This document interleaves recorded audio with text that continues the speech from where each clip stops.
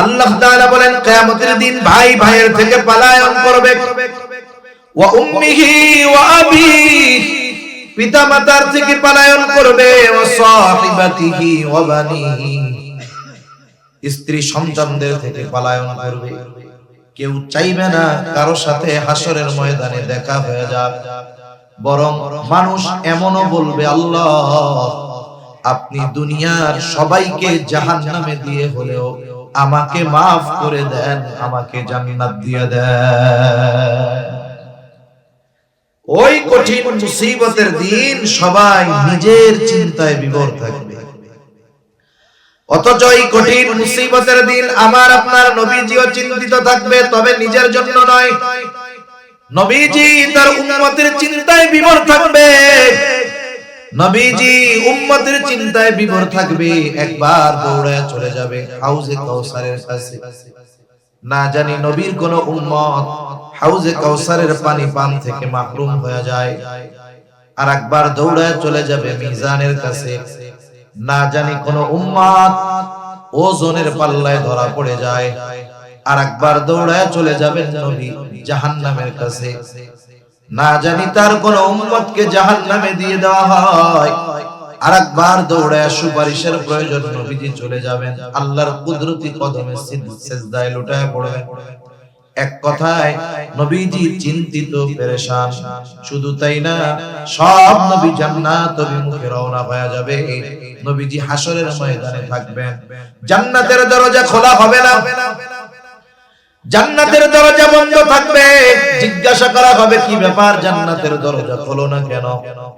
ফেরেশতারা জবাব দিবে, যিনি আসলে খোলা হবে তিনি আসেন নাই। কে তিনি?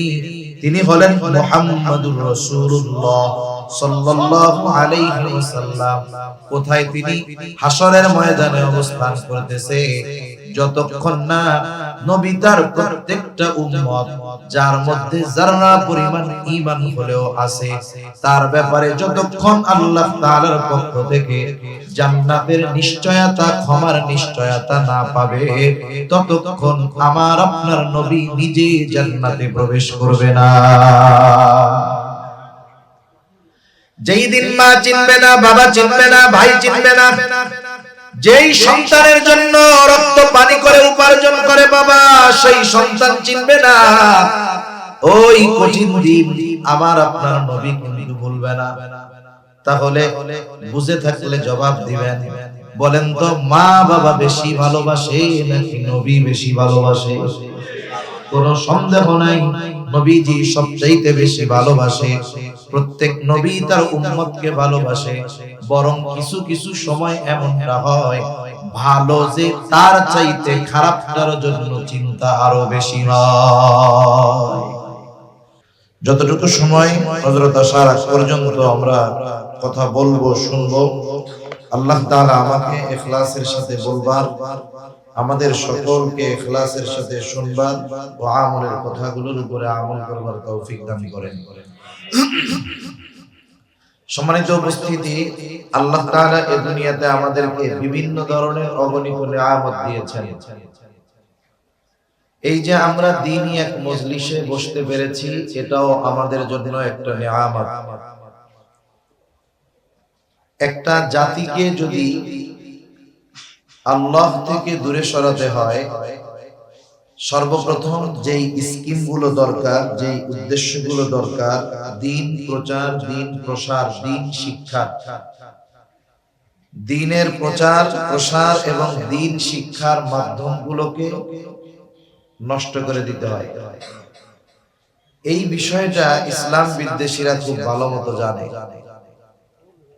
যেহেতু কিছু বিষয়ের নিয়ন্ত্রণ সাধারণ মানুষের করার ক্ষমতা নাই, এই কারণে ওই বিষয়টা ইসলাম বিদ্বেষীদের নিয়ন্ত্রণ করাটা সহজ।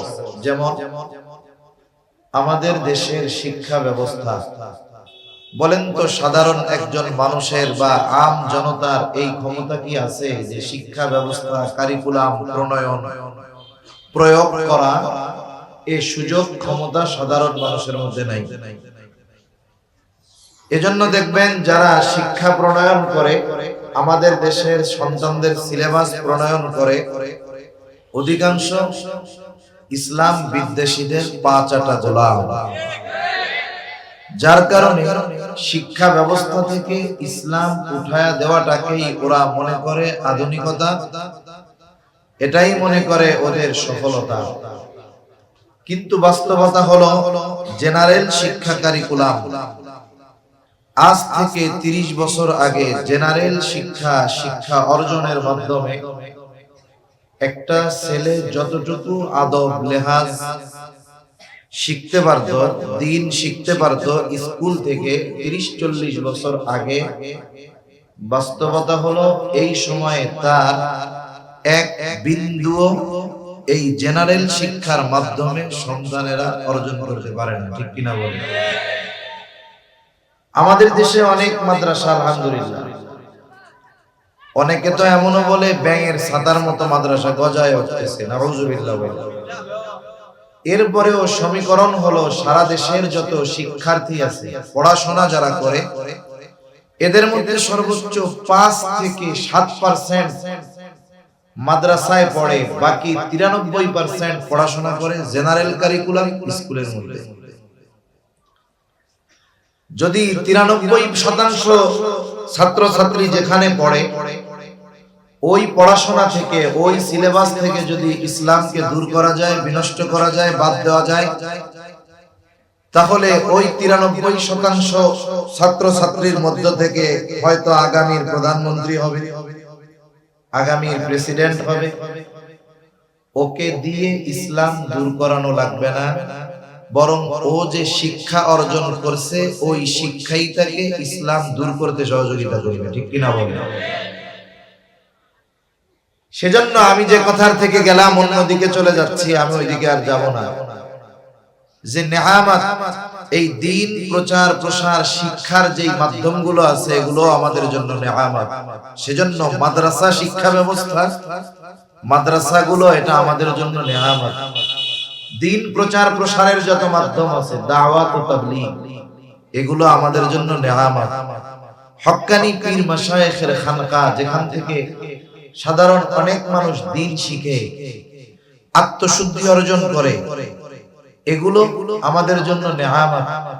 সাথে সাথে আমাদের উপমহাদেশে এই যে দিন প্রচার প্রসারের একটা মাধ্যম, এই ওয়াজ মাহফিল, এটাও আমাদের জন্য একটা নেয়ামত। আল্লাহ সুবহানাহু ওয়া তাআলা নেয়ামতের যথাযথ কদর করলে, কৃতজ্ঞতা প্রকাশ করলে, ওই নেয়ামতকে আল্লাহ তাআলা আরো বাড়ায় দেয়। নেয়ামতের মাধ্যমে মানুষ বেশি বেশি উপকৃত হতে পারে, কিন্তু যখন ওই নেয়ামতের সদ্ব্যবহার করা না হয়, তখন ওই নেয়ামতটা প্রথমে আল্লাহ তাআলা ছিনায় নেন, এরপরে নেয়ামতের কৃতজ্ঞতা প্রকাশ না করার কারণে, নেয়ামতের সদ্ব্যবহার না করার কারণে আল্লাহ তাআলা শাস্তিও দেন। সেজন্য এই দ্বীনি মাহফিলগুলো যেহেতু নেয়ামত, এই দ্বীনি মাহফিলগুলো আয়োজক, বক্তা, শ্রোতা একেবারে যে যেইভাবেই সম্পৃক্ত হোক, আমাদের সকলকেই ইখলাস ওয়ালা হওয়ার দরকার। ঠিক কিনা বলেন? সেজন্য আমরা দোয়া করি আল্লাহ তাআলা আমাদের সকলকে পরিপূর্ণ ইখলাসের অধিকারী হওয়ার তৌফিক আল্লাহ দান করেন। সম্মানিত উপস্থিতি, এটা দামি এক নেয়ামত। তবে দামি দামি নেয়ামতগুলোর মধ্যে আল্লাহ প্রদত্ত অন্যতম এক দামি নেয়ামত হলো যে আল্লাহ তাআলা আমাদেরকে মুহাম্মাদুর রাসূলুল্লাহ সাল্লাল্লাহু আলাইহি ওয়াসাল্লামের উম্মত বানিয়েছেন। এটা অনেক দামি নেয়ামত। শুধু তাই না, স্পেশালি ভাবে মুমিনদের জন্য আল্লাহ তাআলা মুহাম্মাদুর রাসূলুল্লাহ সাল্লাল্লাহু আলাইহি ওয়াসাল্লামকে বিশেষ অনুগ্রহ হিসাবে ঘোষণা দিয়েছেন। আল্লাহ তাআলাই বলেন, লাকাদ মান্নাল্লাহু আলাল মুমিনিনা ইয বা'আসা ফীহিম রাসূলাম মিন আনফুসিহিম।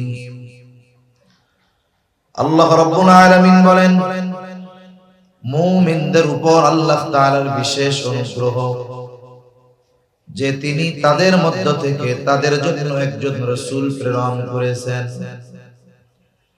রাসূল আকরাম সাল্লাল্লাহু আলাইহি ওয়াসাল্লাম হলেন মুমিনদের জন্য বিশেষ অনুগ্রহ। এই আয়াতের ব্যাখ্যায় ইমাম তাবারী রাহমাতুল্লাহি আলাইহি বলেন, যদিও নবী মুমিনদের জন্য আল্লাহ তাআলার পক্ষ থেকে বিশেষ অনুগ্রহ, তথাপি তিনি তো রাহমাতুল লিল আলামিন। আর রাহমাতুল লিল আলামিন হওয়ার কারণে গোটা দুনিয়ার সকল সৃষ্টি তিনি রাহমাতুল লিল আলামিন হওয়ার উপকার ভোগ করে। সে মুমিন হোক আর কাফের হোক, মুসলিম হোক আর অমুসলিম হোক, ইসলামের বন্ধু হোক আর শত্রু হোক, প্রত্যেকটা মাখলুক এই উপকার ভোগ করে। রাসূলুল্লাহ সাল্লাল্লাহু আলাইহি ওয়াসাল্লাম জগৎবাসীর জন্য রহমত, সৃষ্টি জগৎ সমূহের জন্য রহমত হওয়ার কারণে কাফেররাও উপকার ভোগ করে।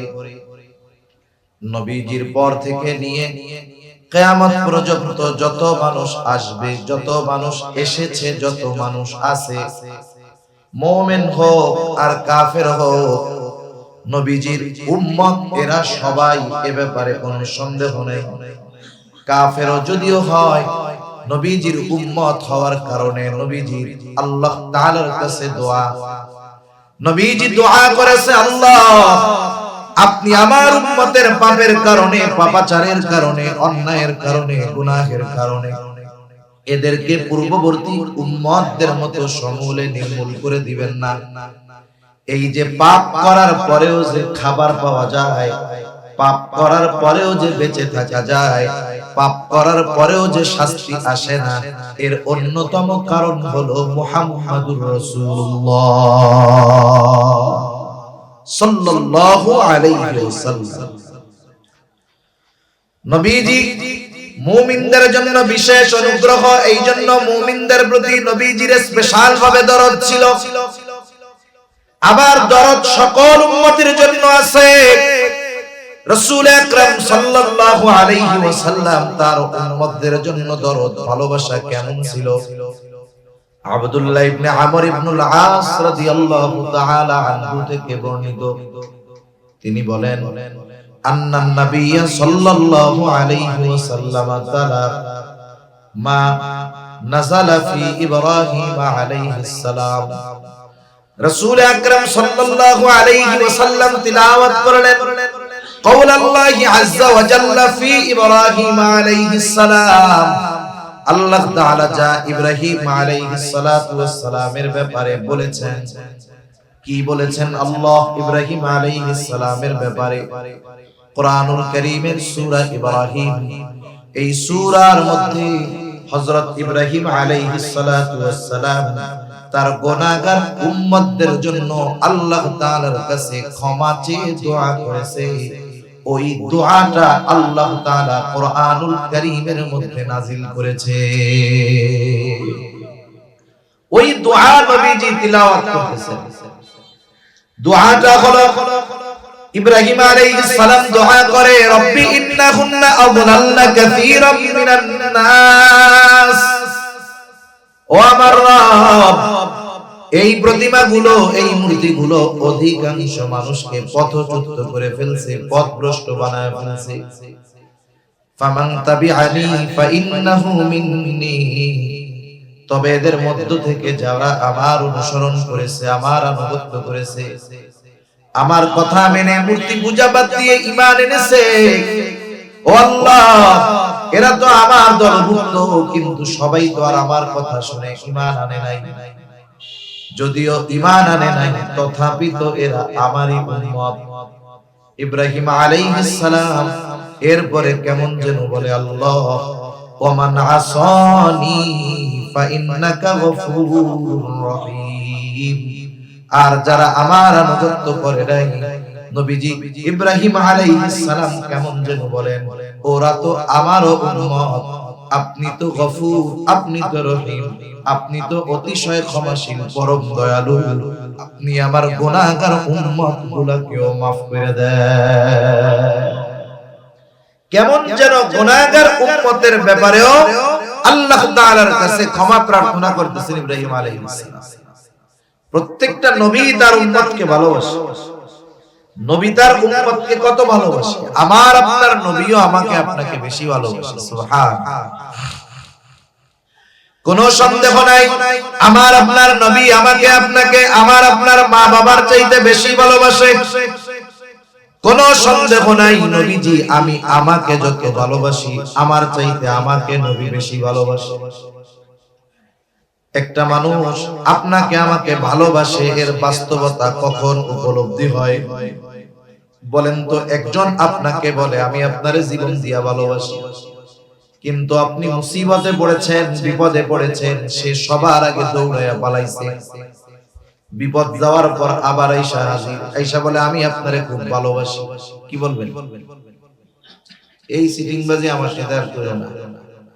তুমি যদি সত্যিই আমারে মহব্বত করতা, ওই বিপদের সময় তুমি সবচাইতে আগে আমার পক্ষে দাঁড়ায় যেতে। ঠিক কিনা বলেন? দুনিয়ার মুসিবত, দুনিয়ার বিপদ এটা কোনো বিপদ না, সামান্য বিষয়। সবচাইতে বড় মুসিবতে মানুষ পড়বে কিয়ামতের দিন। ওই কঠিন মুসিবতের দিন দুনিয়ায় মা যত ভালোবাসুক না কেন, বাবা যত মহব্বত করুক না কেন, ওই কঠিন মুসিবতের দিন বাবা তার সন্তানকে চিনবে না, মা তার সন্তানকে চিনবে না।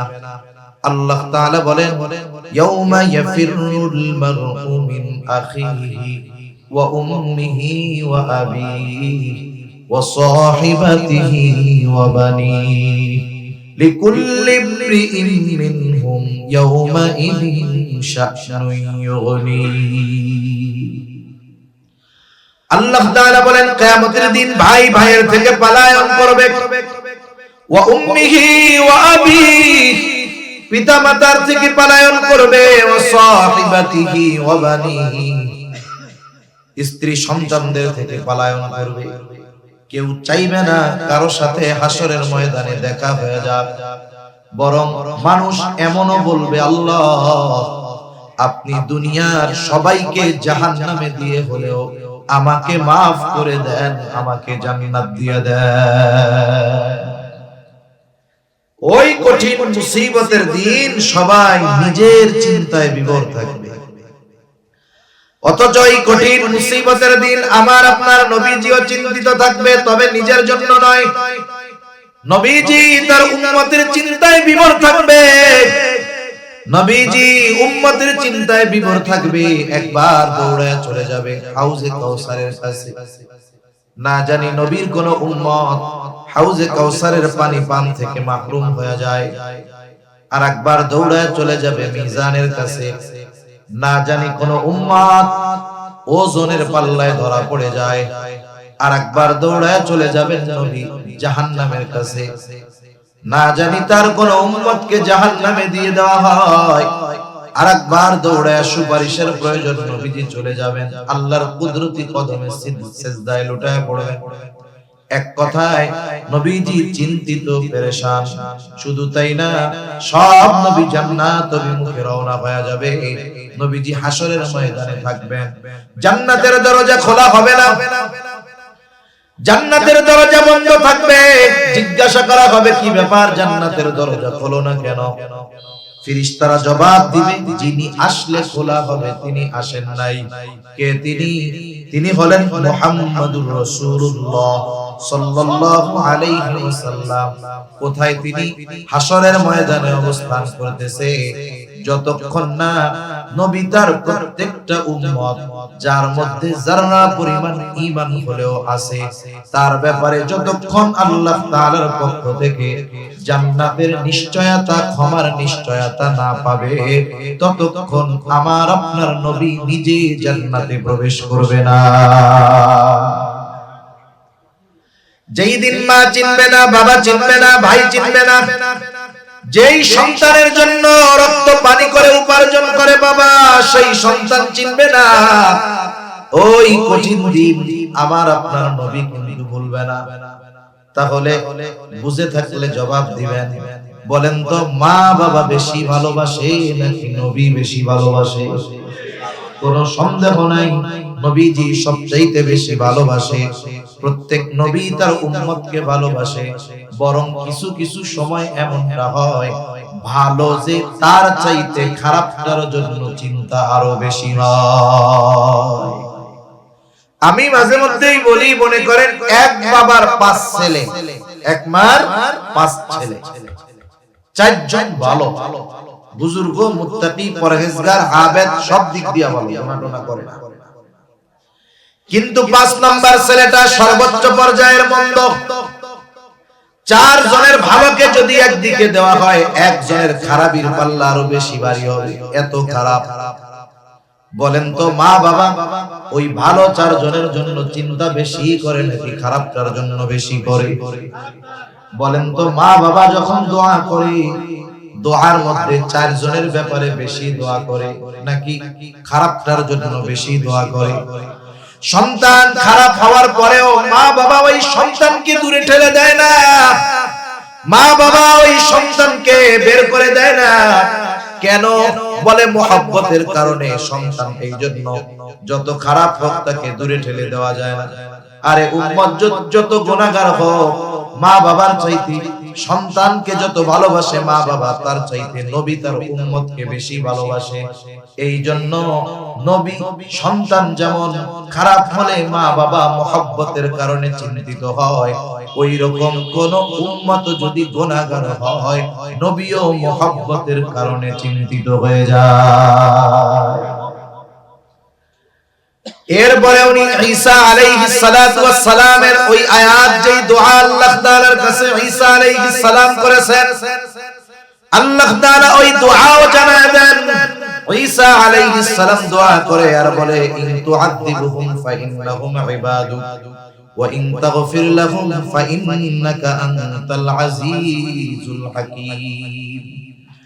ঈসা আলাইহিস সালাম আল্লাহ তাআলার কাছে বলে, ইন তুআযিবুহুম ফাইন্নাহুম ইবাদুক, আপনি যদি তাদেরকে শাস্তি দেন তারা তো আপনারই বান্দা, ওয়া ইন তাগফির লাহুম, আল্লাহ আপনি যদি তাদেরকে ক্ষমা করে দেন, মাফ করে দেন, তারা তো আপনারই বান্দা। এই কারণে যদি আপনি আমার গুনাহগার উম্মত, আপনার বান্দাকে যদি আপনি মাফ করে দেন, কেউ কোনো কিছু আপনাকে জিজ্ঞাসা করবে না। কেন? ফাইন্নাকা আনতাল আজিজ, আপনি হলেন মহাপরাক্রমশালী, মহাপ্রজ্ঞাময়। মূলত ঈসা আলাইহিস সালাম বলতে চায়, আল্লাহ আমার ওই গুনাহগার উম্মত আপনার বান্দাগুলোকেও আপনি মাফ করে দেন। 2 নবী দোয়া করছে তার গুনাহগার উম্মতের ব্যাপারে। আল্লাহ তাআলা নবীজিকে জানাইছেন, নবীজি ওই 2 নবীর দোয়া তিলাওয়াত করেছেন। অনেক সময় কিছু বিষয় আছে আপনি আমি একটা কাজ করব কিন্তু মনে নাই, ভুলে গেছি। কথার কথা বাসার থেকে বলছে যে ছেলেটাকে ফোন দিতে হবে, মেয়েটারে ফোন দিতে হবে, বাজারে গিয়ে মোবাইলে টাকা রিচার্জ করে দিয়ে, জরুরি বিষয়। এখন আপনি বাজারে গিয়ে চা খাইতে বসছেন, এখন ভুলে গেছেন, মনে নাই আর। একটু পরে যে কোনো কারণে উঠছেন, সামনে টাকা রিচার্জের দোকান, অথবা আরেকজন বন্ধু আপনারে বলতেছে আমি একটু ওইদিকে যাই। কেন? বলে আমার টাকা রিচার্জ করতে হবে। এখন বলেন তো, যে ভুলে গেছিল তার মনে পড়ে যায় না? হায় রে, আমারও তো করতে হবে, বাসার থেকে 2 ঘন্টা আগে ভুলে গেছি, আমি ভুলে গেছিলাম। নবীজি যখন 2 নবীর দোয়া তিলাওয়াত করলেন, যা তারা উম্মতের ব্যাপারে করেছে, এইবার নবীজির অন্তরে তার উম্মতের মহব্বতের ঢেউ জাগ্রত হয়ে গেছে। নবীজিও এইবার গুনাহগার উম্মতের জন্য দোয়া করে। বর্ণনাকারী বলতেছেন, ফারাফা ইয়াদাই ওয়া ক্বালা আল্লাহুম্মা উম্মতি উম্মতি ওয়া বাকা। নবীজি হাত দুটো উঁচু করলেন, হাত দুটো উঁচু করে বলতেছে, আল্লাহ আমার উম্মত, আমার উম্মত। সাথে সাথে ওজর ধারায় চোখ দিয়ে অশ্রু পড়তেছে, নবীজি কান্না করতেছে আর বলে, আমার উম্মত, আমার উম্মত। আর কিছুই নবীজি বলেন না, যদিও বাক্য বলতেছে এতটুকু, আমার উম্মত, কিন্তু মূলত নবীজি কি বলতে চায়, দুনিয়ার কেউ জানুক আর না জানুক, বুঝুক আর না বুঝুক, যিনি জানেন, যিনি বোঝেন, তিনি কে? আল্লাহ তাআলা সব জানেন, বুঝেন। এরপরেও আল্লাহ তাআলা তার হাবিবের জবান দিয়ে শুনতে চায় কান্নার কারণ। মনে করেন বৃহস্পতিবার বিকাল বেলা মাদ্রাসার ছোট ছোট ছাত্ররা 4 বছর 5 6 7 বছর বয়স নতুন নতুন মাদ্রাসায় ভর্তি করে দিয়ে গেছে মা বাপ। এতকাল মা বাবা হাতে তুইলা কোলে তুইলা গালে তুইলা খাওয়াইছে। এখন বৃহস্পতিবার বিকাল বেলায় মাদ্রাসা ছুটি হয়, ও তো জানে। এখন মা বাবার জন্য কলিজার মধ্যে পড়তেছে, হুজুরের কাছে গিয়া বৈশা শুধু কান্না করতেছে। বৃহস্পতিবার আসরের পরে শুধু কান্না করে। এখন বলেন তো, এই ছোট বাচ্চা মক্তবের বাচ্চাটা বৃহস্পতিবার বিকাল বেলায় যদি হুজুরের সামনে গিয়ে কান্না করে, বলেন তো এই কান্নার কারণ আপনারা কি বুঝেন? কি জন্য কান্না করে বলেন তো? ছুটি চায়, বাড়িতে যাবে। আপনারা যেহেতু বুঝলেন, তাইলে হুজুরে মনে হয় হুজুরের সামনে কান্না করলে বোঝে না যে এই পোলা কেন কান্না করে। বুঝে না? বুঝে। এরপরেও কি বলে, কান্না করো কেন? ও আরো কান্নার গিয়ার বাড়ায় বলে, যতই কান্না কেটে করো কোনো লাভ নাই। কি জন্য কাঁদতেছো এটা আগে কও, এরপরে হলো সিদ্ধান্ত। এবার কাঁদতে কাঁদতে কোরআন বাড়ি যাও, আমার কাছে যাও। হুজুর একটা হাসি দিয়া কি বলে, আচ্ছা ঠিক আছে যাও, আগামীকাল সন্ধ্যার আগে আবার চলে আসবে। এখন কান্নার কারণ ওস্তাদ বোঝার পরেও কেন ছাত্রের মুখ দিয়ে শুনতে চায়? এটা ওস্তাদ ছাত্রের একটা মহব্বতের বহিঃপ্রকাশ। আল্লাহ তাআলা সবকিছু জানার পরেও কেন তার হাবিবের মুখ দিয়ে শুনতে চায়? এটা আল্লাহ তাআলার তার হাবিবের প্রতি মহব্বতের একটা বহিঃপ্রকাশ। হাবিব আপনার যা মন চায় বলেন, কারণ আল্লাহ তাআলা তো আমার আপনার নবীজিকে এমন ভালোবাসে যে আল্লাহ তাআলা কিছু কিছু ক্ষেত্রে এমন বিধান নাজিল করেন যেটা আমার আপনার নবীকে খুশি করার জন্য। আল্লাহ তাআলা নবীজিকে খুশি করার জন্য বিধান পরিবর্তন করে দেয়। রাসূল আকরাম সাল্লাল্লাহু আলাইহি ওয়াসাল্লাম যখন মক্কা থেকে মদিনায় হিজরত করে গেছেন, মদিনায় যখন হিজরত করেছেন, মদিনা থেকে কিবলা ছিল বাইতুল মুকাদ্দাসের দিকে। নবীজি যখন মক্কায় থাকতেন, রাসূলুল্লাহ সাল্লাল্লাহু আলাইহি ওয়াসাল্লাম বাইতুল মুকাদ্দাসের দিকে ফিরে নামাজ পড়তেন। তবে ওয়াল কাবাতু বাইনা ইয়াদাই, কাবা বাইতুল মুকাদ্দাস আর তার মাঝে থাকতো। কারণ মক্কা থেকে বাইতুল মুকাদ্দাস ছিল উত্তর দিকে, নবীজি দাঁড়াইতেন সামনে কাবা, এরপরে বাইতুল মুকাদ্দাস।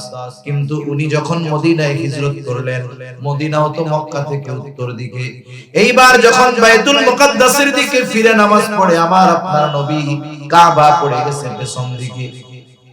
16 মাস নবীজি নামাজ পড়ছেন বাইতুল মুকাদ্দাসের দিকে ফিরে। কিন্তু মনের তামান্না, যদি কাবা মুসলমানদের জন্য কিবলা হইতো ভালো হইতো। সব সময় মনের তামান্না এটা।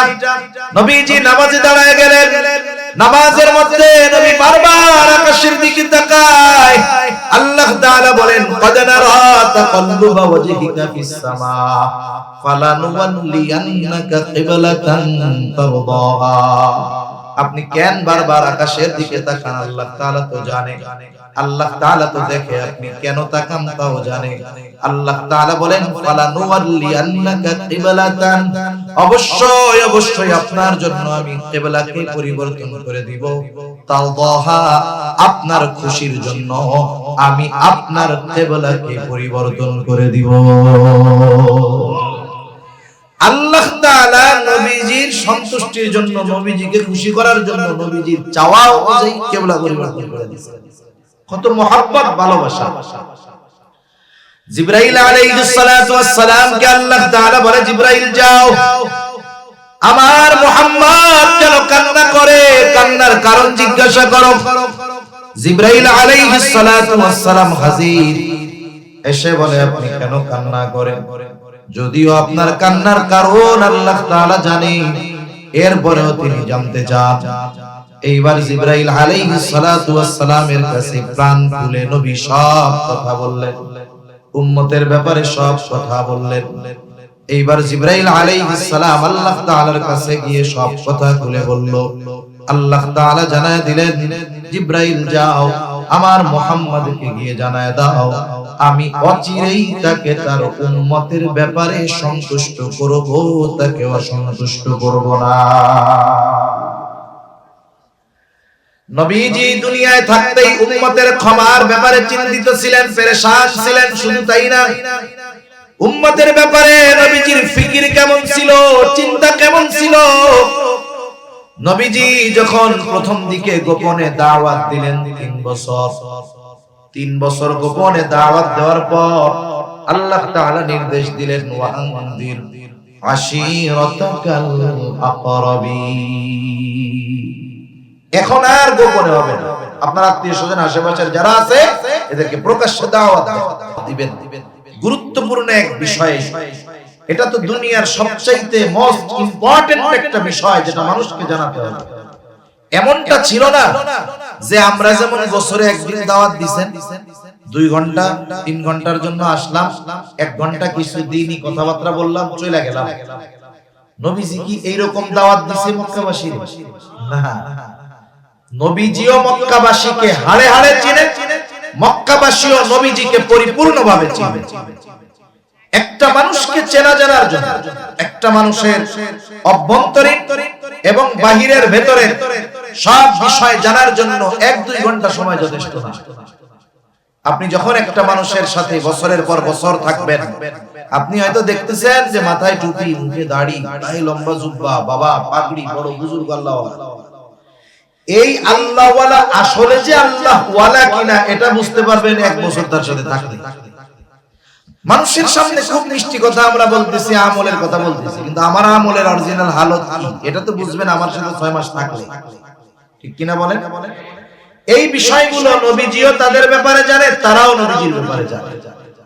নবীজির প্রতি তাদের কত অগাধ আস্থা বিশ্বাস ছিল। নবীজি যখন এই পরিচিত মানুষগুলোর মধ্যে, পরিচিত পরিবেশে, পরিচিত স্থানে দাওয়াত দিবেন, নবীজি এবার আবু কুবাইস পাহাড়ের উপরে উঠলেন। আবু কুবাইস পাহাড়ের অংশটাই সাফা পাহাড়।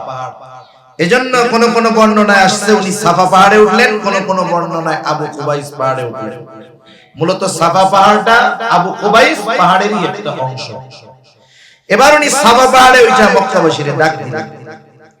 এমনি ওই পাহাড়ের এক মর্যাদা ছিল, ওই পাহাড়ের উপরে যদি কোনো অপরিচিত ব্যক্তি, যাকে মক্কার কেউ চিনে না, ওই রকম অপরিচিত একজন ব্যক্তিও যদি ওই পাহাড়ে দাঁড়িয়ে মক্কাবাসীর কাছে সাহায্য চাইতো, ওই পাহাড়ের এমন আজমাত ব্যক্তিকে তা দেখতো না, কিন্তু ওই পাহাড়ে যে বসতো, উঠতো, যাকে ডাক দিত, ওই লোকটা অপরিচিত হলেও সকল মানুষ তাকে সাহায্য করার জন্য ছুটে আসতো।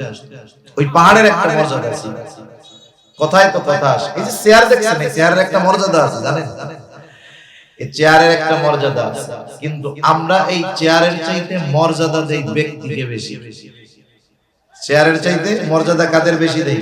ব্যক্তিকে বেশি দেই। ব্যক্তি যদি ভাইরাল হয়, ব্যক্তি যদি সেলিব্রিটি হয়, আবার যদি ব্যক্তি এমন হয় যে এত না দিলে আসে না, এরকম যদি হয়, কমপক্ষে ওয়াজ না শুনলেও ওনারেও দেখতে মন চাইছে। এমন 1 ঘন্টায় 1 লাখ টাকা লাগে, একটু চেহারাটা হলেও দেখে আসে। কিন্তু যদি আহলুল্লাহ বুজুর্গানে দিন বয়ান করে, তখন ওইটারে গুনে না। অথচ উচিত ছিল আমাদের এই চেয়ারের মর্যাদা দিয়ে, ওই মর্যাদা কাফেররা দিতে পারত, পাহাড়ের মর্যাদা দিয়ে অপরিচিত ব্যক্তির ডাকে তারা চলে আসলে। কিন্তু আমরা দ্বীনি বিষয়ে এই চেয়ারের মর্যাদা দিয়ে যদি একজন অপরিচিত মানুষ বসে, একজন আলেম বসে, স্থানীয় আলেম বসে, আমরা এই চেয়ারের মর্যাদা দিয়ে তার কথা শুনতে আসি না, চিন্তা করি ও তো আমগো দেশের লোক। ঠিক কিনা বলেন? আমাদের এলাকায় বলে বাড়ির গোশ ডালের সমান, বাড়ির গোশ ডাউলের সমান। আবার মাঝে মধ্যে একটু গল্প না করলেও তো হয় না, কথায় কথা মনে পড়ে গেল। কষ্ট হইতেছে না তো আপনাদের? এগুলো তো ওয়াজের অংশ না, তবে আপনাদের সাথে একটু আন্তরিকতা বাড়ানোর জন্য বলা। অনেক সময় অন্যের বাড়ির পিঠা মজা লাগে। অন্যের বাড়ির পিঠা কি লাগে? মজা লাগে। আমরা তো দেখছি চিটাগাঙ্গে তো আল্লাহ তাআলা অনেক শাইখুল ইসলাম বয়ান করতেছে, আসরের পরে বয়ান করতেছে, লোকজন 5-7 জন 8-10 জন বসা। আব্দুল হালিম বুখারী রাহমাতুল্লাহি আলাইহি আসরের পরে বয়ান করতেছে, আফসোস লাগে আওয়াম নাইলে না বুঝে ওই এলাকায় যিনি গেছেন ফটিয়া মাদ্রাসার মুহতামিম আব্দুল হালিম বুখারী রাহমাতুল্লাহি আলাইহি ওই এলাকার উলামায়ে কেরাম কোন জায়গায় ছিল, মসজিদের ইমাম মুয়াজ্জিনরা কোথায় ছিল, তারা আয়েশা জুড়ে বসলেও তো 100 জন লোক হইল। এই লোকগুলো আমাদেরই তো, কি মনে করছে আমাদেরই তো।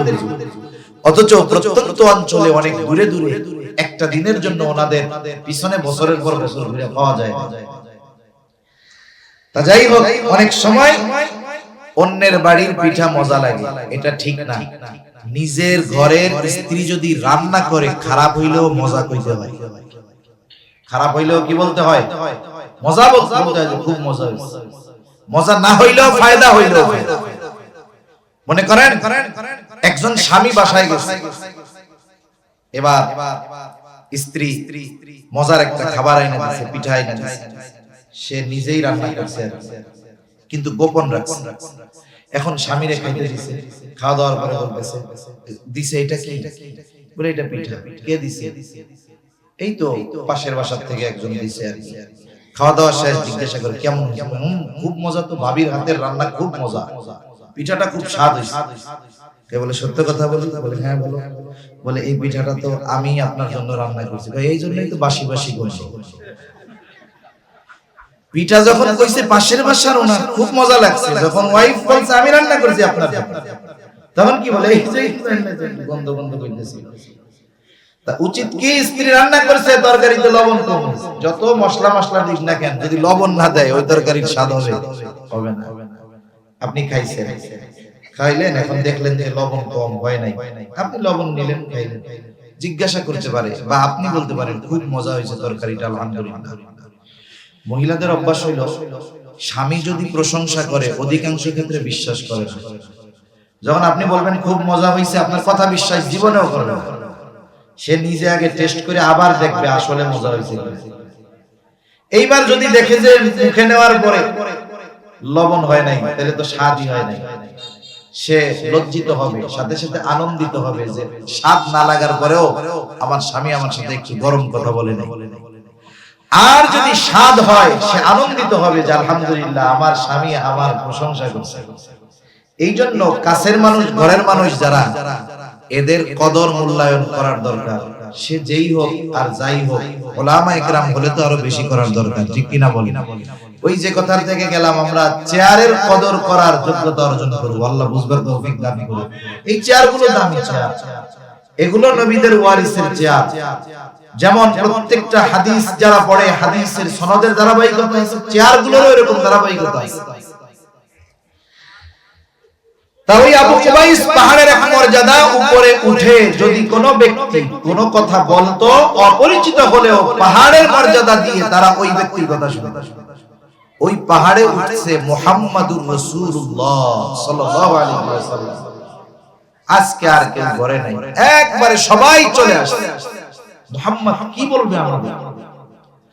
নবীজি জিজ্ঞাসা করতেছে, আমি যদি তোমাদেরকে বলি এই পাহাড়ের পেছন দিকে পাদদেশে একদল অশ্বারোহী সৈন্য আক্রমণ করার জন্য ওত পেতে আছে, তোমরা কি আমার কথা বিশ্বাস করবা নাকি?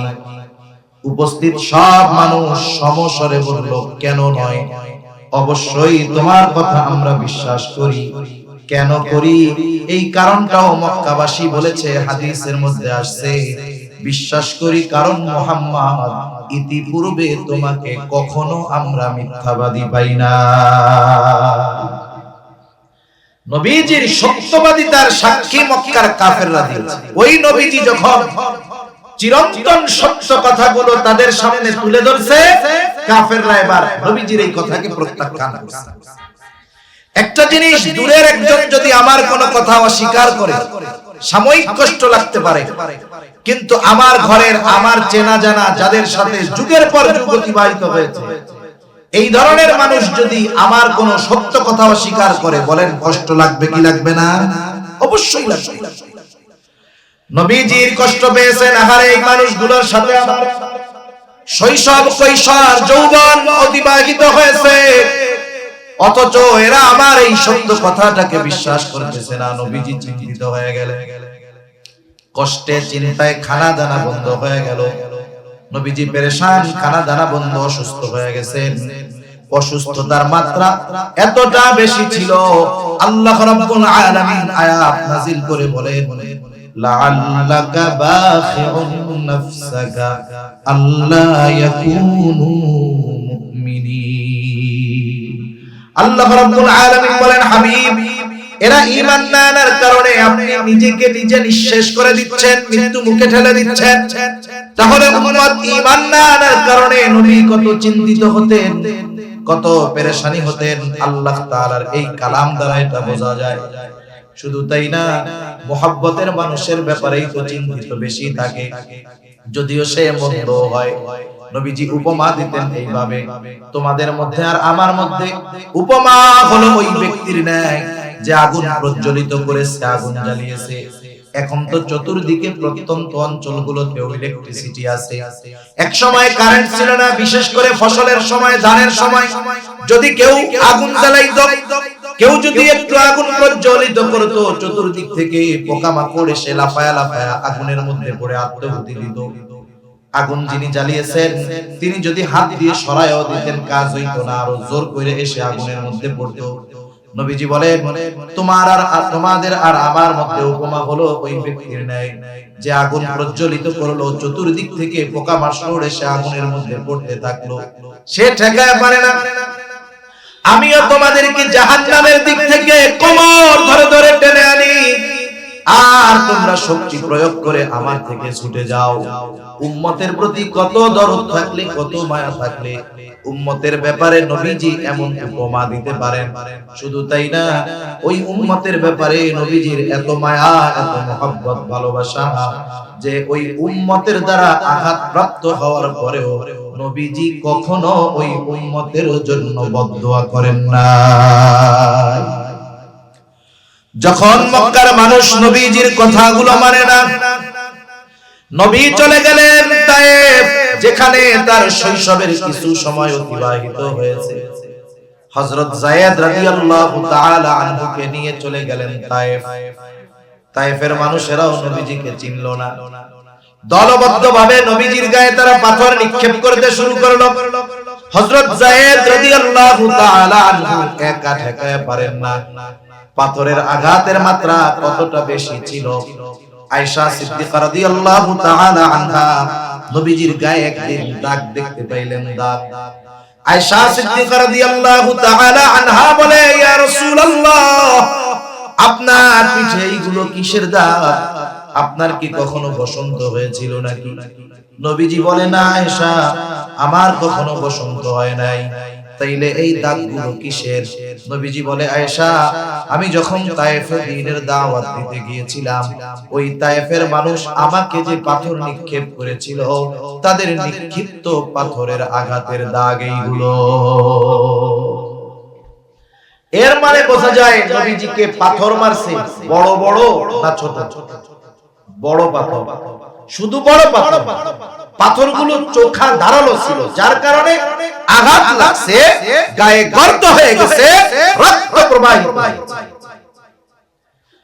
নবীজির গা দিয়ে এই ধারালো পাথরের আঘাতে এত পরিমাণ রক্ত পড়েছে, পুরা গা জামা রক্তাক্ত হয়ে গেছে, রক্তে ভিজে গেছে।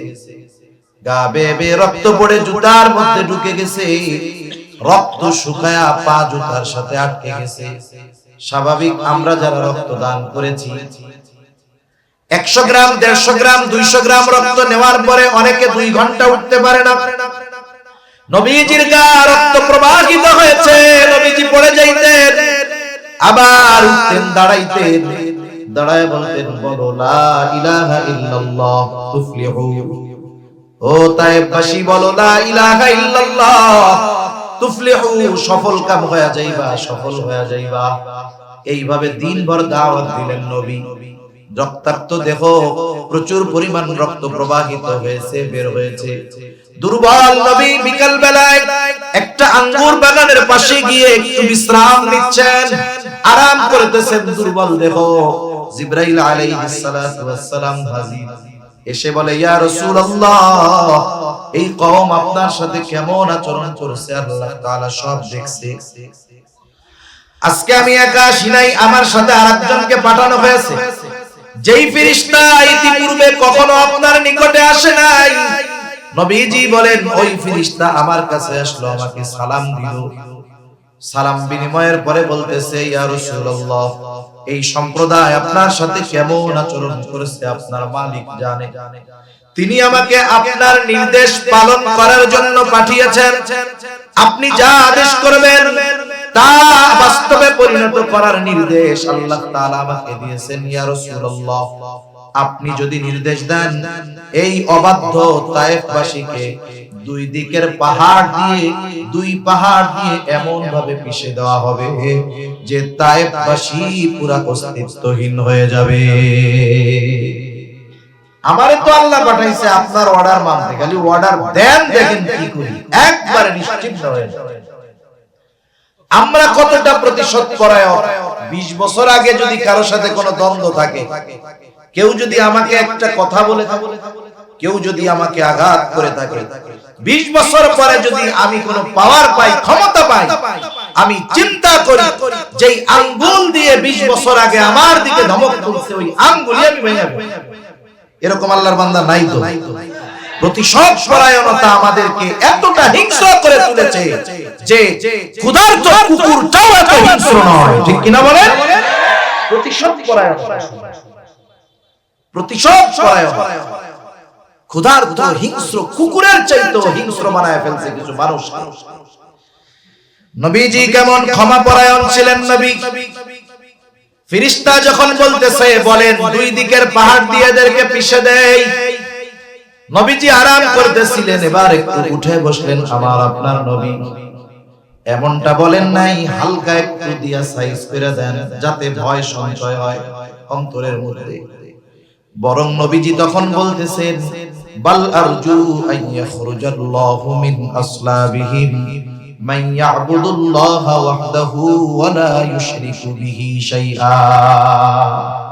কেমন যেন নবীজি বলতেছেন, আপনি তো বলতেছেন অর্ডার দেন, দুই পাহাড় দিয়ে এদেরকে পিষে নিশ্চিহ্ন করে দেই, কিন্তু আমি তো এই মানুষগুলোর ব্যাপারে আল্লাহ তাআলার কাছে এই ব্যাপারে আশাবাদী যে আল্লাহ তাআলা এদের মধ্য থেকে এমন এক প্রজন্ম বের করবে, এমন এক কওম বের করবে, এমন এক সম্প্রদায় বের করবে যারা এক আল্লাহর ইবাদত করবে, তার সাথে কারো শরীক করবে না। আপনি বলতেছেন, আপনি নির্দেশ দেন এদের নিশ্চিহ্ন করে দেই, আর রাহমাতুল লিল আলামিন বলতেছে আরে এরা ঈমান না আনছে তাতে কি হইছে?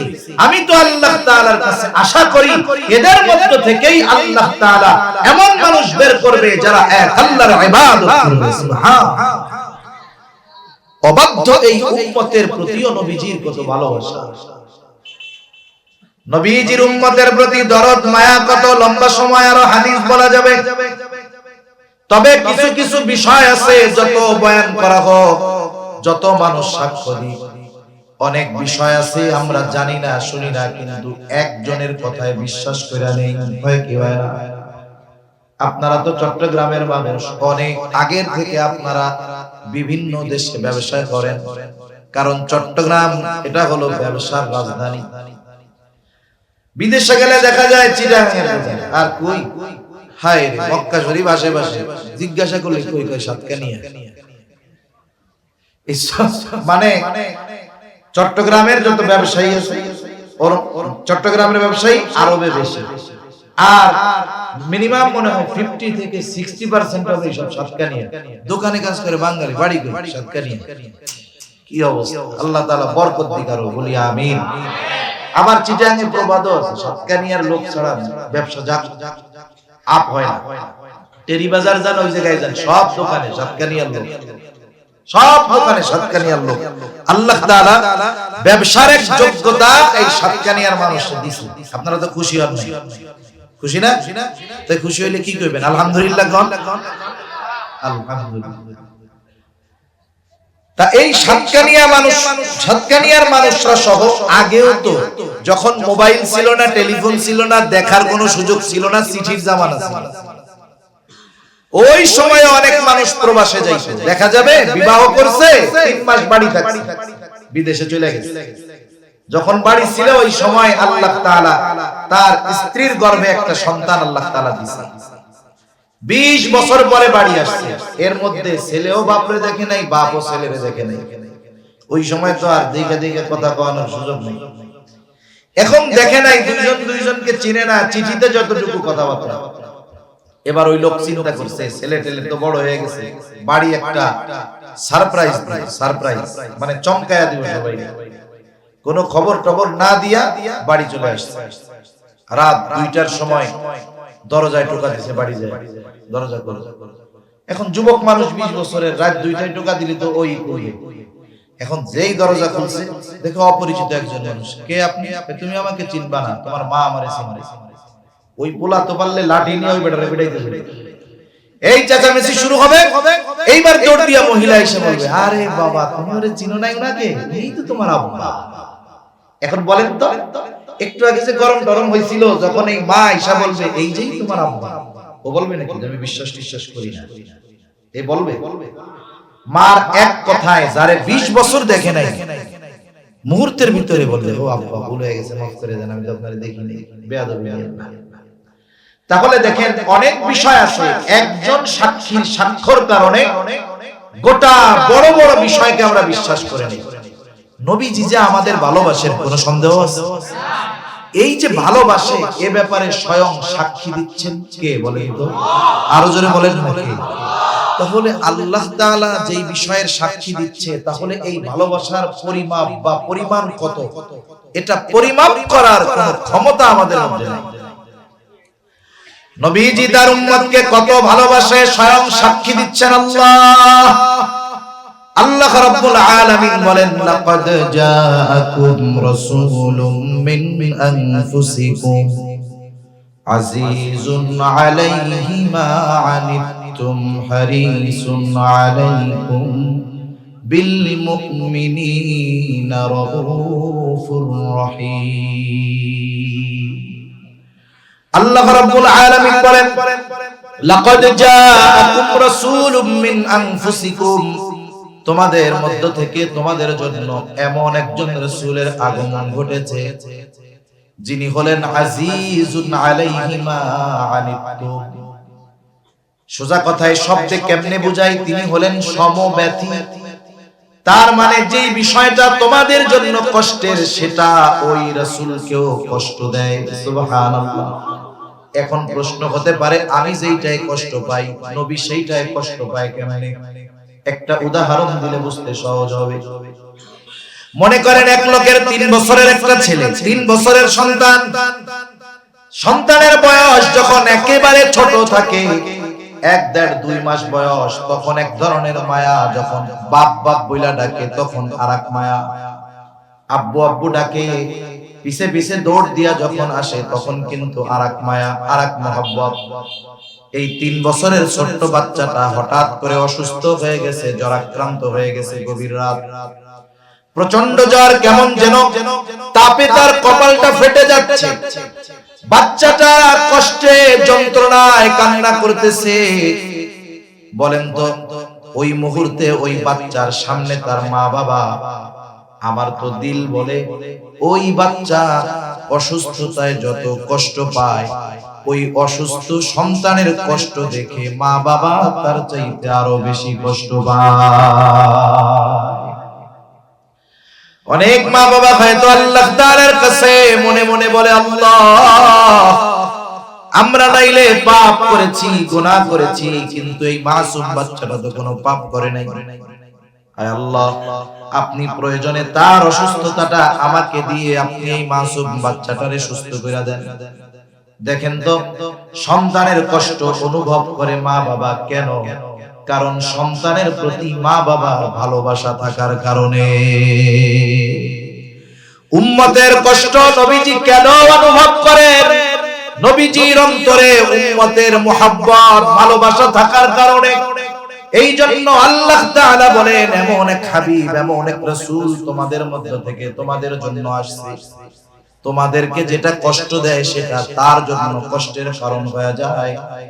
এই জন্য সাহাবায়ে কেরাম যখন নবীজির কাছে কোনো কষ্টের কথা বলতেন, নবীজির এক্সপ্রেশন অবস্থাটা এমন হইতো ওই সাহাবীর পূর্ণ কষ্টটা কেমন যেন নবী নিজেও অনুভব করতেছে।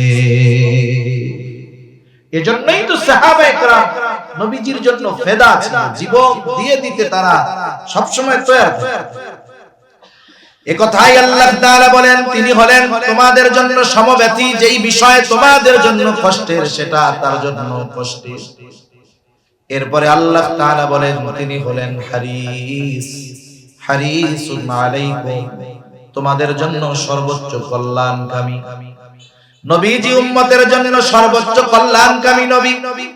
নবী একদিন সাহাবায়ে কেরামকে নিয়ে পথ চলতেছেন, উম্মতের ব্যাপারে নবী চাইতেন উম্মত দ্বীনের পথে চলে আসুক। নবীজি একদিন পথ চলেন, নবী বলতেছে হঠাৎ করে আমার ভাইদেরকে দেখতে মন চায়। সাহাবায়ে কেরাম জিজ্ঞাসা করে ইয়া রাসূলুল্লাহ, আমরা কি আপনার ভাই নই? নবীজি বলেন শোনো, তোমরা আমার সাথী, তোমরা আমার সাহাবী, তাহলে আপনার ভাই কারা?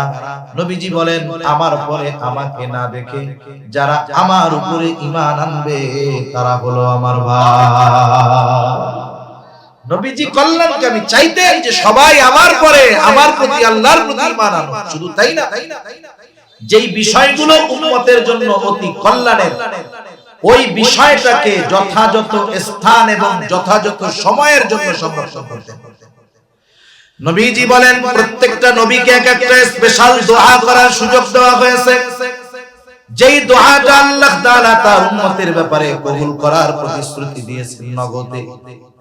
নবীজি বলেন সব নবী তাদের সেই দোয়াটা দুনিয়ায় করে ফেলছে, আমি ওই দোয়াটাকে সংরক্ষণ করে রাখছি। কিয়ামতের দিন ওই দোয়াটাকে আমি আমার উম্মতের সুপারিশ হিসাবে করব, যেটা মিস হবেই না, কারণ এই দোয়া কবুলের নিশ্চয়তা আল্লাহ তাআলা দিয়ে রাখছেন। এজন্য নবীজি হলেন উম্মতের জন্য সর্বোচ্চ কল্যাণকামী। এরপরে আল্লাহ তাআলা স্পেশাল ভাবে মুমিনদের জন্য নবী কেমন, আল্লাহ তাআলা বলেন বিল মুমিনিনা রাউফুর রহিম, মুমিনদের জন্য নবী হলেন রাউফ, নবী হলেন রহিম। আপনারা জেনে থাকবেন আল্লাহ তাআলার কিছু গুণবাচক নাম আছে, এই নামগুলোর মধ্যে অন্যতম দুইটা নাম হলো রাউফুর রহিম। আল্লাহ রাউফুর রহিম, আল্লাহ তাআলা রাউফুর রহিম। অথচ এই দুইটা শব্দ নবীজি উম্মতের প্রতি কেমন সদয় দয়ালু। আল্লাহ তাআলা বলেন অতিশয় সদয়, অতিশয় দয়ালু। এই গুণটা কার বলেন তো? একটু জোরে বলেন কার? আল্লাহ তাআলা। নবীজি মুমিনদের প্রতি কেমন সদয় আর মুমিনদের জন্য কেমন রহম দিন, এই কথা আমাদের বোঝানোর জন্য আল্লাহ তাআলা এমন দুইটা শব্দ নবীজির শানে ব্যবহার করেছেন যা দুনিয়ার কোন মাখলুকের সাথে সম্পৃক্ত করা বৈধ নয়। নিজের সাথে শব্দ কেউ যদি বলে অমুক পীর সাহেব রাউফুর রহিম, শিরক হবে। কি হবে বলেন? শিরক হবে। অথচ নবীজি তার উম্মতের প্রতি কেমন সদয়, কেমন রহম দিন, এটা বোঝানোর জন্য আল্লাহ তাআলা নিজে তার নবীকে বলতেছেন। কি বলতেছে? বিল মুমিনিনা রাউফুর রহিম। এই নবী হলেন মুমিনদের জন্য অতি সদয়, পরম দয়ালু। তাহলে উম্মতের প্রতি নবীজি কেমন সদয়, কেমন রহম দিল, আল্লাহ তাআলার এই কথার দ্বারা স্পষ্টভাবে বোঝা যায়। এখন স্বাভাবিক যৌক্তিকতা, স্বাভাবিক জ্ঞান কি বলে, স্বাভাবিক সেন্স কি বলে, যেই ব্যক্তি আমাকে আমার জন্য সর্বোচ্চ ত্যাগ স্বীকার করবে, আমাকে সর্বোচ্চ ভালোবাসবে, আমিও তার জন্য জীবন দিয়ে তাকে ভালোবাসবো, এটা বলে হলো স্বাভাবিক নলেজ, এটাই বলে। এখন বলেন তো, যেহেতু নবী আমাদের সর্বোচ্চ ভালোবাসে, তার ভালোবাসার পরিধি উম্মতের ব্যাপারে এত বেশি, ওই ভালোবাসার ব্যাপারে স্বয়ং সাক্ষ্য দিয়েছেন আল্লাহ। যেই নবী এত আমাদের ভালোবাসে, বলেন তো সেই নবীর প্রতি আমাদের সর্বোচ্চ ভালোবাসা থাকার দরকার আছে না? সর্বোচ্চ পরিমাণ ভালোবাসা নবীজির প্রতি আমাদের থাকতে হবে। নবীর প্রতি উম্মতের ভালোবাসা, উম্মতের প্রতি নবীর ভালোবাসা, আর নবীর প্রতি উম্মতের ভালোবাসা এটা হলো ঈমান সম্পৃক্ত বিষয়। আমরা যে নবীকে ভালোবাসবো এটা সম্পর্কের কারণে, স্বার্থের কারণে না। এই ভালোবাসা ঈমানের সাথে জড়িত, ঈমানের সাথে। সেজন্য এই ভালোবাসাটা হতে হবে সর্বোচ্চ। এই জন্য নবীর প্রতি যার ভালোবাসা যত বাড়ে তার ঈমানের পাওয়ার তত বাড়ে। নবীর প্রতি ভালোবাসা যার যত কমে ঈমানের পাওয়ার তার তত কমে। দুনিয়ার ভালোবাসা, স্বার্থের ভালোবাসা, সম্পর্কের ভালোবাসা, এটা কারণে আপ ডাউন হয়, কিন্তু নবীর ভালোবাসা কখনো ডাউন আপ হইতে হবে, বাড়তে হবে। বাবার সাথে সন্তানের ভালোবাসা সম্পর্কের ভালোবাসা, মায়ের সাথে মেয়ের ভালোবাসা সম্পর্কের ভালোবাসা, স্বামীর সাথে স্ত্রীর ভালোবাসা সম্পর্কের ভালোবাসা, ছেলের সাথে মেয়ের ভালোবাসা এটা সম্পর্কের ভালোবাসা, ছেলের সাথে মায়ের ভালোবাসা সম্পর্কের ভালোবাসা। এই ভালোবাসা ঈমানের কারণে এক সময় শত্রুতাতেও পরিণত হতে পারে। যেই বাপরে ভালোবাসবে আল্লাহর জন্য, ওই বাপের সাথে দুশমনী হবেও আল্লাহর জন্য। কিন্তু নবীর সাথে বিরোধিতার তো কোনো সুযোগ নাই, ওখানে তো শুধু ভালোবাসা বাড়তেই হবে, ঠিক কিনা বলে? সাহাবায়ে কেরাম দেখায় গেছে বাবার, মার, সন্তানের এসবের ভালোবাসার চাইতে নবীর ভালোবাসাকে তারা কত ঊর্ধ্বে রাখছে। সাহাবায়ে কেরাম দেখায় গেছে। বদরের যুদ্ধের দিন আবু উবাইদা ইবনে জাররাহ রাদিয়াল্লাহু তাআলা আনহু যুদ্ধের ময়দানে যখন আছেন, তিনি দেখতে পাইলেন তার বাবা জাররাহ কাফেরদের পক্ষে, মুসলমানদের বিপক্ষে যুদ্ধ করার জন্য আসছে। বাবাকে দেখার পর তিনি চিন্তা করলেন বাবার থেকে দূরে দূরে সরে থাকবো। এক বর্ণনায় আসছে তিনি বাবার থেকে সরে সরে যুদ্ধ করতেছেন ঠিক, কিন্তু বাবার দিকে খেয়াল রাখতেছেন বাবা কি করে। কারণ জাররাহ নবীর প্রতি সর্বোচ্চ বিদ্বেষ পোষণ করত। জাররাহ চিন্তা করছে আজকে যেহেতু লোকবল অস্ত্রের দিক দিয়ে আমরা শক্তিশালী, মুসলমানদেরকে সাইজ করে দেওয়া হবে, আর যদি মুহাম্মদকে দুনিয়া থেকে বিদায় করে দেওয়া যায় তাহলে তো সবই শেষ। এই বদ চিন্তা করে, কুচিন্তা করে সে বারবার নবীজির দিকে আক্রমণ করার চেষ্টা করতেছে। জাররাহ আবু উবাইদা খেয়াল করলেন, প্রথমবার গিয়ে প্রতিহত করলেন, আবার দূরে সরে যুদ্ধ করতেছে, কিন্তু খেয়াল করে যে বাপ জাররাহ কি করে।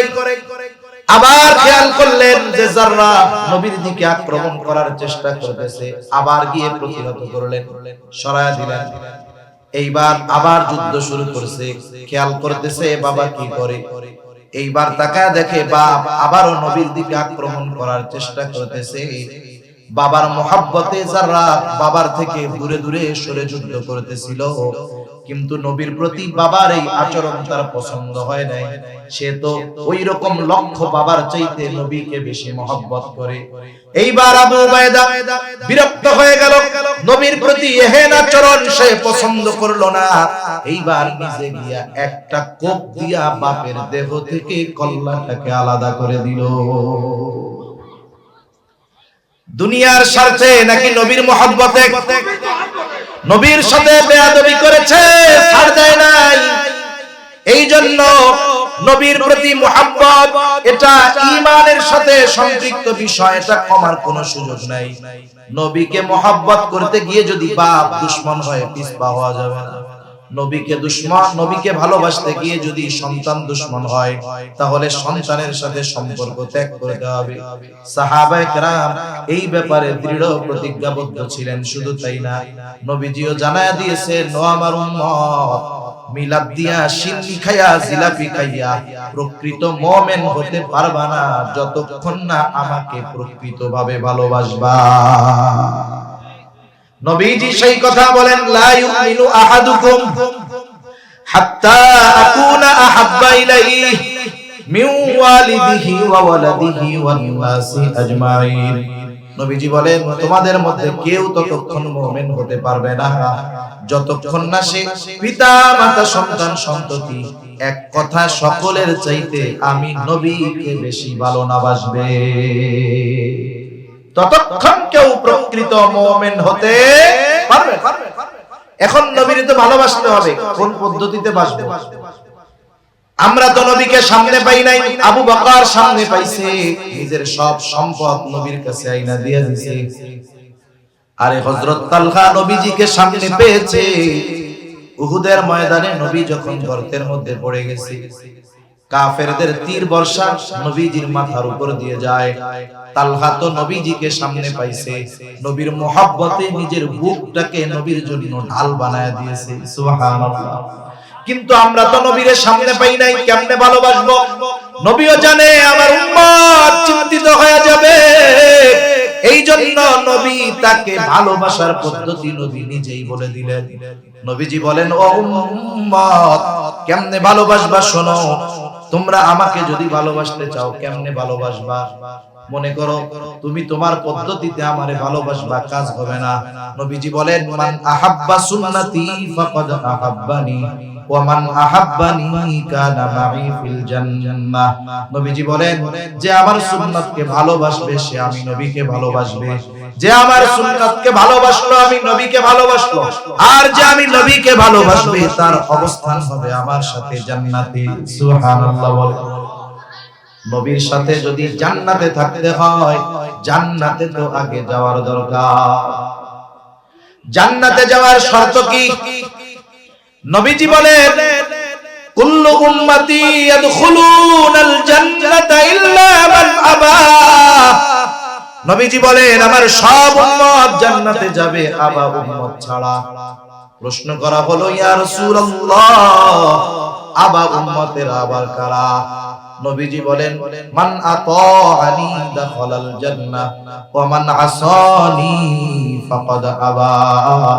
যারা আমার আনুগত্য করবে তারা জান্নাতে প্রবেশ করবে, আর যারা আমার আনুগত্য করবে না তারা আবা উম্মত, তারা জাহান্নামে প্রবেশ করবে। এই দুই হাদিসকে যদি মিলানো হয় কি ফলাফল বের হয়? দুই হাদিসকে মিলাইলে ফলাফল বের হয়, নবীর সুন্নাতকে যারা মুহাব্বতের সাথে অনুসরণ করবে। আমরা অনেকে আছি সুন্নাত ভালোবাসি, সুন্নাত ওয়ালা ভালোবাসি, নিজে সুন্নাত ওয়ালা হই না, কাজ হবে না। নিজেও সুন্নাত ওয়ালা হতে হবে, সুন্নাতকে ভালোবাসতে হবে। তাহলে কেউ যদি নবীর সুন্নাতকে মুহাব্বতের সাথে অনুসরণ করে, সে নবীর সাথে জান্নাতে অবস্থান করবে। আমরা কারা কারা নবীর সাথে জান্নাতে থাকার আশা রাখি? হাত উঁচা করি তো। নারায়ে তাকবীর। আর জোরে বলেন, নারায়ে তাকবীর। মাশাআল্লাহ। আছে না? আল্লাহ কবুল করুন। ইচ্ছার প্রতিফলন ঘটানোর জন্য কর্মের দরকার। আমরা স্বপ্ন দেখি, বাস্তবায়ন করতে রাজি নেই। আমরা আশা যেটা করি সেটা কর্মে পরিণত করতে হলে ত্যাগ স্বীকার করতে হয়।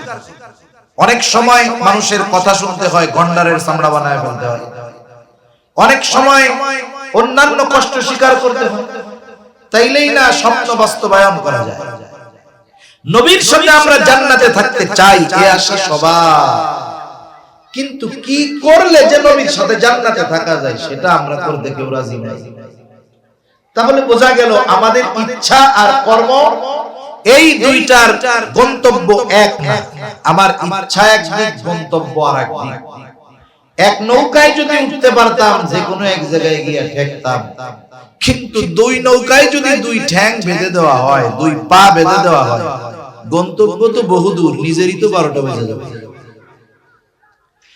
সেই জন্য আমাদের ইচ্ছার সাথে কর্মের প্রতিফলন ঘটাতে হবে। এতে বহুত কথা মানুষ বলতে পারে, শোনা লাগতে পারে, স্বাভাবিক বিষয়। নবীর সাথে জান্নাতে থাকতে পারা এটা সৌভাগ্যের ব্যাপার। কত বড় সৌভাগ্যের ব্যাপার! আনাস রাদিয়াল্লাহু তাআলা আনহু থেকে বর্ণিত হাদিস।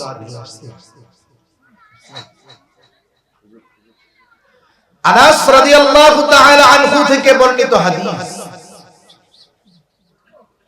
নবীজি সাল্লাল্লাহু আলাইহি ওয়াসাল্লামের সাহাবী আনাস রাদিয়াল্লাহু তাআলা আনহু তিনি বলেন, একদিন নবীজির কাছে একজন গ্রাম্য সাহাবী আসলো। গ্রাম্য সাহাবী, গ্রামের কিছু মানুষ আছে সরল, আগ পিছ বুঝে না, মনের মধ্যে কোনো দোষ নাই, সোজা সাপটা আইসা কথা বলে, জিজ্ঞাসা করে, জানতে চায়। কিন্তু আমরা শহরে বসবাস করি, গ্রামের ওই সরল মানুষগুলোর সরলতাকে আমরা মূর্খতা মনে করি, কিন্তু আসলে এটা সরলতা। নবীজির কিছু সাহাবী ছিলেন, গ্রাম্য সাহাবী ওই রকম। নবীজি একদিন একজনের সাথে কথা বলতেছেন, নিয়ম হলো যখন কারো সাথে কথা বলবে আরেকজন আইসা কথার মধ্যে কথা না বলা। নবীজি কথা বলতেছে, ওই গ্রাম্য সাহাবী নবীজির কাছে এসে প্রশ্ন করে, মাতাসা, হে আল্লাহর রাসূল, কিয়ামত কখন হবে? নবীজি ওই ব্যক্তির সাথে কথা শেষ করার পরে বলতেছেন, ওই লোকটা কোথায় যে আমাকে জিজ্ঞাসা করছে কিয়ামত কখন হবে? কিছু কিছু সময় কিছু প্রশ্ন করার পর ওই প্রশ্নের জবাব দেওয়ার আগে উল্টা প্রশ্ন করা জরুরি হয়ে যায়, কারণ ওই ব্যক্তির কথার ভঙ্গিমাটা এমন ছিল, ভাবটা এমন ছিল, উপস্থাপনা প্রেজেন্টেশন এমন ছিল, কেমন যেন সে কিয়ামতের জন্য সব প্রস্তুত করে বসে আছে, কিন্তু কিয়ামত আসার নামে খবর নাই। মনে করেন আপনি ঢাকা যাবেন, টিকিট কাটেন নাই, আপনি টিকিট কাউন্টারে গিয়ে জিজ্ঞাসা করলেন বাস কখন আসবে, এই প্রশ্নটা করলেন। এরপরে টিকিট কাটলেন, টিকিট কাটছেন 11টা, বাইজা গেছে 11:30। আপনি টিকিট কাউন্টারে গিয়ে আবারও তো ওই একই কথা বলবেন নাকি, যে বাস কখন আসবে? কিন্তু বলেন তো, টিকিট কাটার আগের বাস কখন আসবে এইটা বলা, আর টিকিট কাটার পরে যাওয়ার প্রস্তুতি যখন আপনি নিয়েছেন তখন জিজ্ঞাসা করা বাস কখন আসবে, একই বাক্য, কিন্তু সময় অবস্থান প্রেজেন্টেশনের কারণে বলেন তো এর অর্থের পার্থক্য বা বুঝের পার্থক্য আছে না নাই? আগে আপনি সাধারণভাবে জিজ্ঞাসা করছেন বাস কখন আসবে, কিন্তু টিকিট কাটার পরে যখন টাইম পার হয়ে গেছে বাস আসে না, তখন যখন বলতেছেন বাস কখন আসবে, এর মধ্যে কিছু কথা আছে। কি কথা? আরে মিয়া, টিকিট কাটছি 10টা, সব কিছু নিয়ে টিয়া পয়সা আছে, তোমার বাস আসার নামে খবর নাই কেন? এই হলো মূল কথা। তা ওনার বাচন ভঙ্গিতে মনে হচ্ছে উনি প্রস্তুত কিয়ামতের জন্য, কিন্তু কিয়ামত আসতেছে না। সেই জন্য নবীজি পাল্টা প্রশ্ন করলেন, মা আদাত্তা লাহা, কিয়ামতের জন্য তুমি কি প্রস্তুতি গ্রহণ করছো, কি পাথেয় গ্রহণ করছো? সরল সহজ লোকটা বলতেছে, আমি আল্লাহ এবং তার রাসূলকে ভালোবাসি। নবীজিও এই লোকের কথার জবাবে সুন্দরভাবে জবাব দিয়ে বললেন, আল মারউ মা'a মান আহাব্বা, যে যাকে ভালোবাসে তার সাথে অবস্থান করবে। নবীজি এই কথা বলার পর লোকটা বাড়ির দিকে হাঁটা দিচ্ছে। হযরত আনাস রাদিয়াল্লাহু তাআলা আনহু বলেন, নবীজির মুখে এই কথা শ্রবণ করবার পর আমরা ঈমান আনার পরে এতটা খুশি হই নাই যত খুশি এই কথাটা শ্রবণ করবার পরে হয়েছি। হযরত আনাস রাদিয়াল্লাহু তাআলা আনহু বলেন, আমি আল্লাহর রাসূলকে ভালোবাসি, আমি আবু বকর ওমর রাদিয়াল্লাহু তাআলা আনহুমা উভয়কে ভালোবাসি, যদিও তাদের মতো আমল করতে পারি নাই, কিন্তু এই ব্যাপারে আমি আশা রাখি জান্নাতে আমি তাদের সাথে অবস্থান করতে পারবো। দুনিয়ার মানুষ, দুনিয়ার একজন সম্মানিত ব্যক্তির সাথে সময় কাটানোর জন্য, একটু পাশে বসার জন্য, পাশে থাকার জন্য কত মেহনত করে, কত চেষ্টা করে, কত ব্যয় করে। অথচ দেখেন নবীর সাথে জান্নাতে থাকার সুযোগ হয়ে যাবে যদি নবীর সুন্নাতকে মহব্বতের সাথে অনুসরণ করা যায়। এর চাইতে সৌভাগ্যের খবর আর কিছু সাহাবায়ে কেরাম মনে করেন না। ঈমান আনার পরে এই কথাটাকেই তারা সবচাইতে আনন্দের কথা বলে মনে করে। দেখেন ওই সুন্নাত অনুসরণের মাধ্যমে ওই সৌভাগ্যময় বিষয়টাও আমরা অর্জন করতে পারি। পারি কি পারি না? কিন্তু আফসোসের ব্যাপার হলো আমরা নবীকে ভালোবাসতে রাজি আছি, সুন্নাতকে ভালোবাসতে রাজি আছি, সুন্নাতের ধারক বাহক হইতে আমরা রাজি নাই। এই জন্য যখন আমাদেরকে সুন্নাতের কথা বলা হয়, সুন্নাতের উপরে চলার কথা বলতে হয়, বলা হয় তখন আমাদের উল্টা পাল্টা শুরু হয়ে যায়। কিন্তু একটা জিনিস মনে রাখার দরকার, আল্লাহ রাব্বুল আলামিন জানায় দেন নবীকে নবীর সুন্নাত অনুসরণ করার মাধ্যমে আল্লাহর ভালোবাসাও পাওয়া যায়। দুনিয়াতে এমন একজন মাখলুক পাওয়া যাবে না যে আল্লাহকে চিনে, সে বলবে যে আমার আল্লাহর ভালোবাসার দরকার নাই। প্রত্যেকেই আল্লাহ তাআলাকে ভালোবাসতে চায়, কিন্তু কেমনে ভালোবাসবে আল্লাহ রাব্বুল আলামিন জানায় দেন কেমনে ভালোবাসবা আমাকে শুইনা নাও। আল্লাহ তাআলা বলে, ও পয়গম্বর, আপনার উম্মত আমার বান্দা আমাকে ভালোবাসতে চায়, আমি কি করলে ভালোবাসা পাবো আপনি একটু তাদের বইলা দেন। আল্লাহ তাআলা বলেন, হাবিব আপনি বলেন, কুল ইন কুনতুম তুহিব্বুনাল্লাহ। হাবিব আপনি বলেন, তোমরা যদি আল্লাহ তাআলাকে ভালোবাসতে চাও, নবীজি প্রশ্ন করবেন, তোমরা যদি আল্লাহরে ভালোবাসতে চাও। এখন আমিও আপনাদেরকে প্রশ্ন করি, আমরা কাকে কারা কারা আল্লাহকে ভালোবাসতে চাই? আরো জোরে হাত উঁচা করেন, নারায়ে তাকবীর। আমরা সবাই আল্লাহকে ভালোবাসতে চাই, মুখ আর অন্তরকে মিলাতে হবে, নেফাকের কোনো সুযোগ নাই। আমরা যদি আল্লাহকে ভালোবাসতে চাই কি করতে হবে? নবী বইলা দেন, ও আমার উম্মত, তোমরা যদি আল্লাহকে ভালোবাসতে চাও তাইলে কি করবা? ফাত্তাবিউনি, আমার অনুসরণ করো, আমার আনুগত্য করো, তাহলে আমি আল্লাহ তাআলাকে ভালোবাসা হবে। শুধু তাই না, তোমরা যদি আমি হাবিব আমি নবীর অনুসরণ করো, আল্লাহকে ভালোবাসা নিয়ে তোমাদের চিন্তা করা লাগবে না। ইউহিব্বুকুমুল্লাহ, আল্লাহ আমার অনুসরণ করার কারণে আল্লাহ তাআলা তোমাদের ভালোবাসবে। তাহলে নবীর অনুসরণের মাধ্যমে কার ভালোবাসা পাওয়া যায়? জোরে বলেন, ইউহিব্বুকুমুল্লাহ, আল্লাহ তোমাদের ভালোবাসবে। আল্লাহ তাআলার ভালোবাসার প্রথম পুরস্কারটা কি? আখিরাতের এটা পরে থাক, দুনিয়ার পুরস্কার কি? আল্লাহ তাআলা বলেন, ওয়া ইয়াগফির লাকুম যুনুবাকুম, ভালোবাসার প্রথম নিদর্শন হিসাবে আল্লাহ তাআলা তোমাদের গুনাহগুলো ক্ষমা করে দিবে। সাথে সাথে আল্লাহর ভালোবাসা পাইলে আরো লাভ কি? হাদিসের মধ্যে আসছে, নবীজি জানায় দেন, আলহামদুলিল্লাহ, নারায়ে তাকবীর, চলে আসছে। আমার কথাও মোটামুটি শেষ।